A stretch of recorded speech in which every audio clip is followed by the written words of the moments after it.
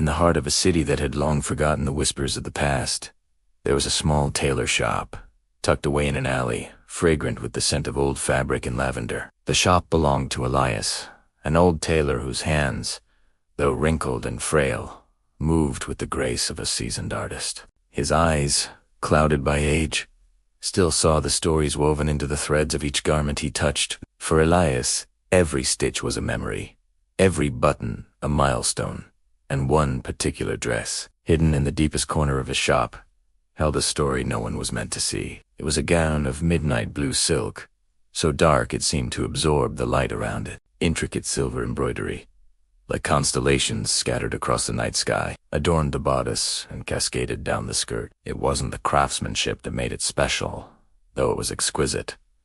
It was the secret sewn into its very seams. This was the dress he had made for his beloved wife, Ilara, decades ago. A dress she never had the chance to wear. One rain-swept afternoon, a young woman named Clara stumbled into the shop, seeking refuge from the sudden downpour. Her own dress was soaked, and her spirit seemed just as dampened. She was a musician, she explained, with a major audition the next day, and her performance outfit was ruined. Her eyes, wide and filled with a nervous energy, scanned the shop, landing on the faintest glimmer of silver from the back room.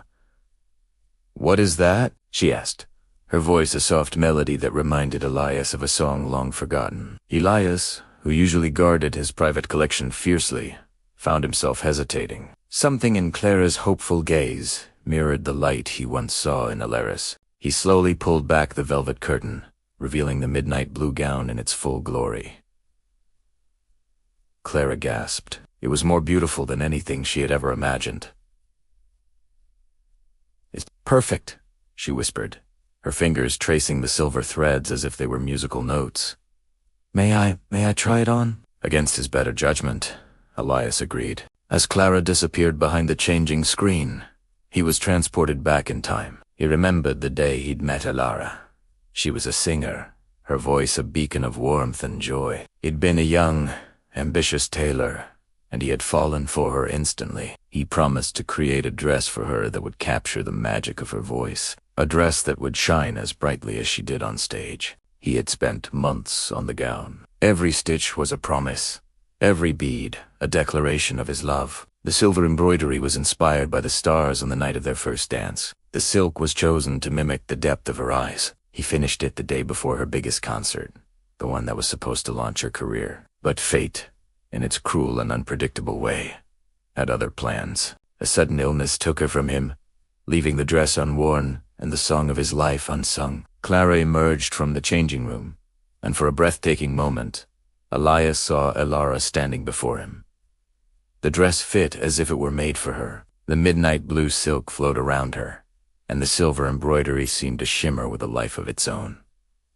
It wasn't just a dress anymore. It was a legacy. "It feels like it has a story," Clara said, her reflection in the mirror looking back at her with newfound confidence. "It does," Elias replied, his voice thick with emotion. "It was made for a woman with a voice that could calm the storms. It was meant to be worn on a stage, under the brightest lights." Clara's audition was the next day. She looked at Elias, a question in her eyes she didn't dare to ask. He saw the same dream in her that had once burned so brightly in Ilara. The fear, the hope, the overwhelming desire to share her gift with the world. "Wear it," he said, the words leaving him before he could stop them. "Let it have its moment on the stage. Let its story be heard." Tears welled up in Clara's eyes. She promised to care for it as if it were her own. The next day, she walked onto the audition stage, not just in a beautiful dress, but cloaked in a story of love, loss, and unfulfilled dreams. When she opened her mouth to play her violin, the music that flowed out was unlike anything the judges had ever heard. It was filled with a depth of emotion, a poignant beauty that spoke of heartbreak and hope. It was as if the dress itself was singing through her. She wasn't just playing notes. She was telling Elias and Ilara's story. She got the position, a coveted spot in the city's most prestigious orchestra. When she returned the dress to Elias, her face was beaming. "I don't know how to thank you," she said. "It felt like I wasn't alone up there. It felt like I was carrying a piece of magic with me." Elias smiled, a genuine, soul-deep smile he hadn't felt in years. He looked at the dress, now hanging back in its place. It had been worn, its purpose had been fulfilled. The magic wasn't in the threads or the silk, it was in the continuity of dreams. The story was no longer a secret locked away in his heart, but a melody that had finally been played for the world to hear. From that day on, something in the old Tailor shop changed. It was no longer a place of quiet memories, but a hub of hopeful beginnings. Young artists, musicians, and dreamers would come to Elias, not just for his skill with a needle and thread, but for the stories he would share. He realized his true craft wasn't just tailoring fabric, but stitching together the past and the future, helping new dreams take flight from the threads of old ones.